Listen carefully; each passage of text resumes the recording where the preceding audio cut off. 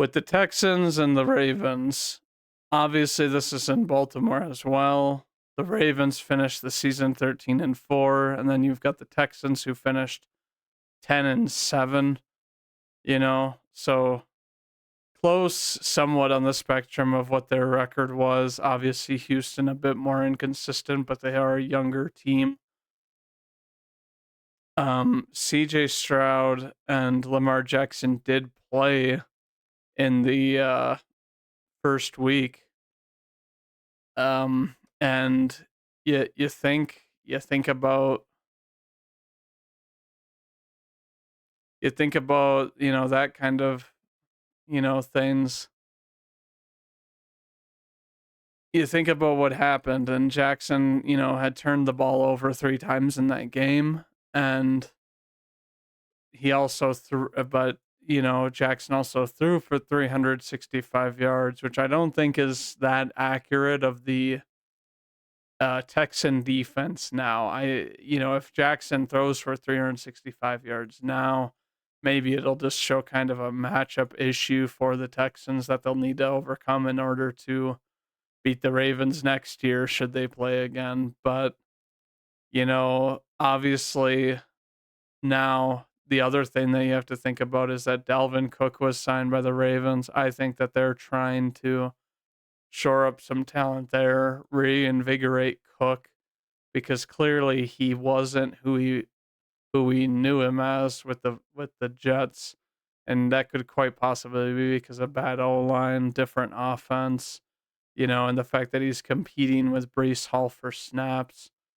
and I think that the Ravens, they don't really need a back that's going to carry it for 100 yards every game because they do have a pretty good, rushing attack with Lamar as well, who's put up a good amount of yards this year. And the Ravens also have just a team that, has good weapons and, overall just all around solid weapons for Lamar to throw it to. I don't think I really need to go over the names. I think at this point it's pretty apparent. And I think, the Texans, I'm just uncertain of whether or not they're going to be ready to play against this caliber of a team. I think that Stroud has looked really good. Don't get me wrong, and he did, and I mean he only had to throw it 21 times last week. But I feel like in a game like this, where the potential for high scoring from the Ravens, um, I just worry about the Texans' ability to slow down Jackson's arm as well as his rushing. And I mean, Jim Harbaugh, has been kind of waiting, I guess, patiently to be able to get into the playoffs with a pretty healthy team. And the Ravens are a pretty healthy team this year, minus their halfback situation. But I don't think that takes too much from their team, you know?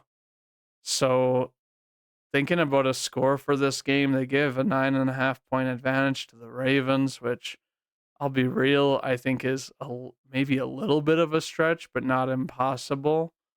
So I'm going to go with the Ravens, and I think that the Ravens score 30 in this game, and the Texans score 23, because I really don't see Stroud being held to less than 2 touchdowns. And I think that, they're going to be able to move the ball pretty well against Baltimore because Stroud has just had a very good season. And I mean, as someone who's been kind of looking at Houston quite a bit, they've earned this spot, of where they're at and proved all the doubters wrong. But, I just think that they're going to go up against something where the Baltimore Ravens are just too loaded and too experienced to really give any leniency to the Texans. Because even the Browns last week, I mean, obviously they didn't play up to their potential.